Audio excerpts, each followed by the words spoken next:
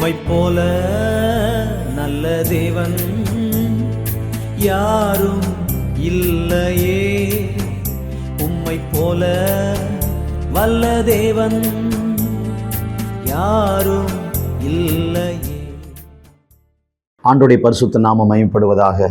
அன்பான தேவனுடைய பிள்ளைகளே, உலகமெங்கிலும் இருந்து இந்த வார்த்தைகளை கேட்டுக்கொண்டிருக்கிற கர்த்தருடைய பிள்ளைகளே, நம்மை உண்டாக்கின தேவன், நம்மை ஆசீர்வதிக்கிற தேவன், நம்மோடு பேசுகிற தேவன்.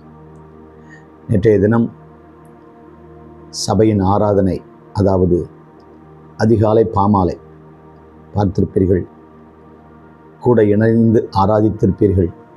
ஆராதிக்கத்தான் கர்த்தர் நம்மை அழைத்திருக்கிறார். ஒவ்வொரு நாளும் ஆராதிக்க வேண்டும். நாம் எல்லா விதத்திலும் வளர வேண்டும். வசனத்தில் வளர வேண்டும், ஊழியத்தில் வளர வேண்டும், ஆராதனையில் வளர வேண்டும், கொடுப்பதில் வளர வேண்டும், ஜெபிப்பதில் வளர வேண்டும், பரிசுத்தத்தில் வளர வேண்டும். ஆண்டவர் விரும்புகிறார்.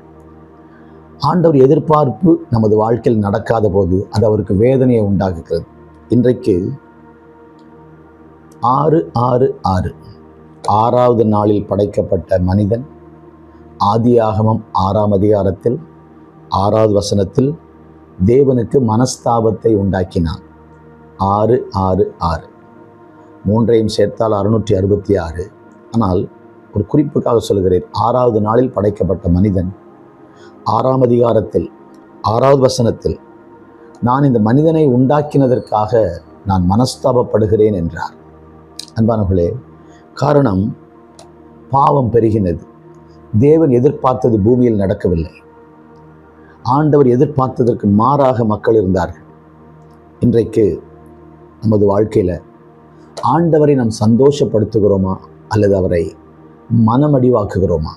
ஆதியாகமம் 6ஆம் அதிகாரம் 1 முதல் நீங்கள் 7 வசனங்களை வாசித்தால் அந்த 7 வசனங்களிலும் தமிழில் சுமார் 8 தடவை நான் மனுஷனை மனுஷனை மனுஷனை என்று மனிதனை உண்டாக்கினதற்காக வருத்தப்படுகிறேன் என்கிறார் ஆண்டவர். ஆண்டவருக்கு ஸ்தோத்திரம். அவன் இருக்க போகிற வருஷம் 120 வருடம் தானே என்கிறார். கர்த்தர் நல்லவர். இதற்கு ஒருவர் விளக்கம் கொடுக்கும்போது, ஆண்டவர் சொல்லும்போது அடுத்து வரக்கூடிய ஜலப்பிரளயம், ஒரு 120 வருடங்களில் வரக்கூடிய ஜலப்பிரளயத்தை குறித்து கூட சொல்லியிருக்கலாம் என்று. ஏன்னா மேலே நீங்கள் வாசித்தீங்கன்னா நோவாவுக்கு 500 வயதான போது, ஸோ அவன் இருக்க போகிற வருஷம் ஒரு 120 வருஷம் என்பது அடுத்த 120 வருஷத்தில் மனுஷன் அழிஞ்சு போக போகிறான் என்கிற கண்ணோட்டத்திலும் ஆண்டவர் சொல்லியிருக்கிறான் என்பது ஒரு விளக்கம்.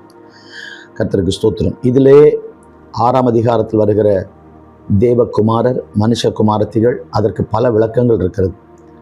ஆனால் அதிகமாக ஏற்றுக்கொள்ளப்படக்கூடிய ஒரு விளக்கம் காயினின் சந்ததி, சேத்தின் சந்ததி.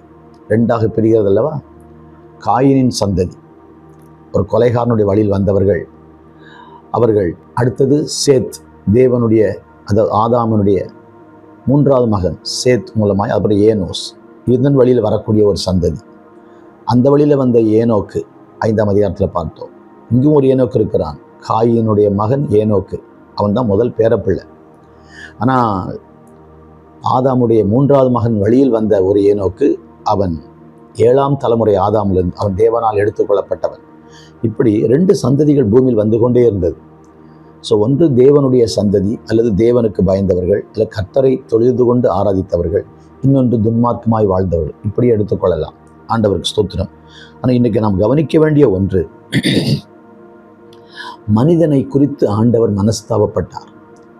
இன்றைக்கு இந்த காலை வேளையில் நாம் சிந்திக்க வேண்டிய ஒன்று, நான் ஆண்டவருக்கு மகிழ்ச்சியை கொடுக்கிறேனா அல்லது மனமடிவை உண்டாக்குகிறேனா? மகிழ்ச்சியா மனமடிவா?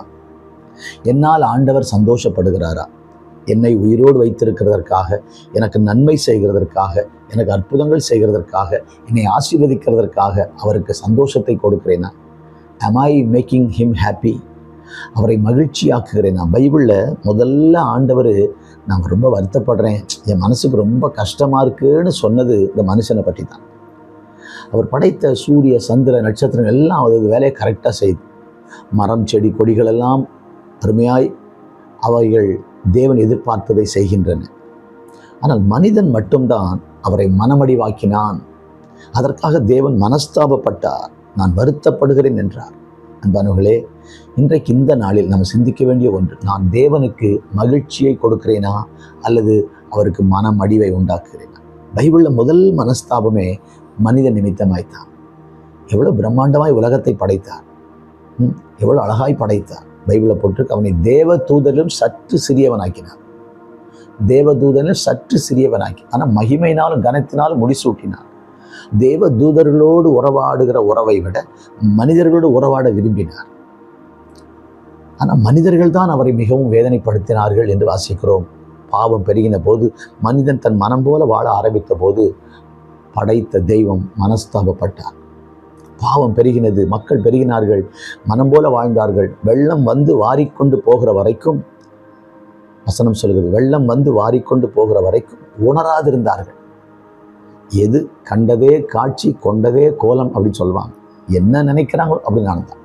அதே போல தான் ஆண்டவர் இயேசு வருகிற நாட்களில் இருக்கும் என்று வசனம் எச்சரிக்கிறது. ஜனங்களும் இன்றைக்கும் கடவுளை தேட வேண்டும். பரிசுத்தம் என்றால் ஏதோ அறிவில்லாத மக்கள் பேசுகிறார்கள், பழங்காலத்து மக்களும் நம்மை நினைக்கிறார்கள். அன்பான தேவ பிள்ளைகளே, ஆகவே இன்றைக்கு ஆண்டவர் வருகிறார். அவருடைய வருகைக்கு முன்பாக இப்படித்தான் உலகம் இருக்கு. நோவாவின் நாட்களில் எப்படி இருந்ததோ அப்படியே மனுஷகுமாரன் வரும் காலத்திலும் இருக்கும் என்று வாசிக்கிறோம். அப்படியானால் மனுஷகுமாரன் இயேசு வரப்போகிறார். அவர் வருகைக்கு முன் உலகம் இப்படித்தான் இருக்கும். கவனமாக இருப்போம். இன்றைக்கு நான் அவரை சந்தோஷப்படுத்த வேண்டும். எது அவருக்கு சந்தோஷம்? நான் ஜெபிப்பது அவருக்கு சந்தோஷம்தான். நான் வேதத்தை வாசிப்பது சந்தோஷம். நான் பரிசுத்தமாய் வாழ முயற்சிப்பது சந்தோஷம். நான் ஆலய ஆராதனையை மிஸ் பண்ணாமல் இருப்பது அவருக்கு சந்தோஷம். அவருக்கு நான் நன்றியோடு கொடுப்பது அவருக்கு சந்தோஷம். ஆனால் எல்லாவற்றை விட மிகப்பெரிய சந்தோஷம், இந்த நல்ல ஆண்டவர் இயேசு நம்மை வாழ வைக்கிறவர். அவர் உலக இரட்சகர், மனிதனுக்காய் ஜீவனை கொடுத்தவர். அவரை மற்றவர்களுக்கு சொல்லி நம்மை சுற்றி இருக்கிற மக்கள் அவரை அறிந்து கொள்ள வைக்கிறோமே. அது நிமித்தம் அநேகர் ஆண்டவரை ஏற்றுக்கொள்கிறார்களே, அநேகருடைய பெயர்கள் ஜீவ புஸ்தகத்தில் எழுதப்படுகிறதே, அதுதான் அவருக்கு பெரிய சந்தோஷம். இந்த நாள் உங்களால் இயன்ற ஏதாவது ஒரு விதத்தில் யாராவது ஒருவருக்கு எங்கேயாகிலும் அவரை பற்றி சொல்ல ஒரு வாய்ப்பை கர்த்தர் உங்களுக்கு தருவாராக. கர்த்தர் நல்லவர். நமக்கு இந்த வருடத்தை முடிக்க இன்னும் ஒரு 120 நாட்கள் இருக்கின்றன. ஒரு அப்ராக்சிமேட்டாக அடுத்த 4 மாதம், இதில் ஒரு 4-5 நாள் சேர்த்திங்கன்னா ஒரு 100, 122, 123 நாட்கள் இருக்கிறது. ஆண்டவர் ஒரு 125 நாள் வச்சுக்கோமே. அடுத்த ஒரு 120 நாட்களுக்குள்ள அல்லது 125 நாட்களுக்குள்ள நான் யாரை சந்தித்தாலும் உங்களை அறிமுகப்படுத்துவேன். நான் இருக்கிறதே உங்களால் தான். நான் இருக்கிறது ஆசீர்வாதமாக இருக்கிறது உங்களால் தான் சொல்லி உண்மை பிறருக்கு அறிமுகம் செய்து நீங்கள் வாழ வைக்கிற தெய்வம் உங்களை வாழ வைப்பார் என்ற செய்தியை மற்றவங்களுக்கு சொல்லுவேன் என்ற ஒரு தீர்மானம் எடுத்தீங்கன்னா ஆண்டவர் உள்ள ரொம்ப சந்தோஷப்படும். அவர் வருகிறார். ஆயத்தப்படுவோம், அநேகரை ஆயத்தப்படுத்துவோம், அவருடைய மனதை மகிழ்ச்சி ஆக்குவோம், அவரை மகிழ பண்ணுவோம், மனஸ்தாபப்படுத்த வேண்டாம். பரிசுத்த பிதாவே, உம்மை நாங்கள் ஒவ்வொரு நாளும் மகிழ்ச்சியாக்கத்தக்கதாக கிருபைத்தார். ஆண்டவரே, எங்களால் நீங்கள் எந்த விதத்திலும் மனமடிவாகக்கூடாது. ஆண்டவரே, மகிழ்ச்சியை இழந்து போகக்கூடாது. எங்களால் நீங்கள் ஆண்டவரை மனஸ்தாபப்படக்கூடாது. அதற்கு ஏற்ற விதத்தில் நாங்கள் வாழ கிருபைத்தார். எங்களை அர்ப்பணிக்கிறோம். இந்த நாமம் மகிமைப்படட்டும். இயேசுவின் நாமத்தில் பிதாவே, ஆமென். இன்றைக்கு may the Lord help you to make him happy and rejoice. Amen.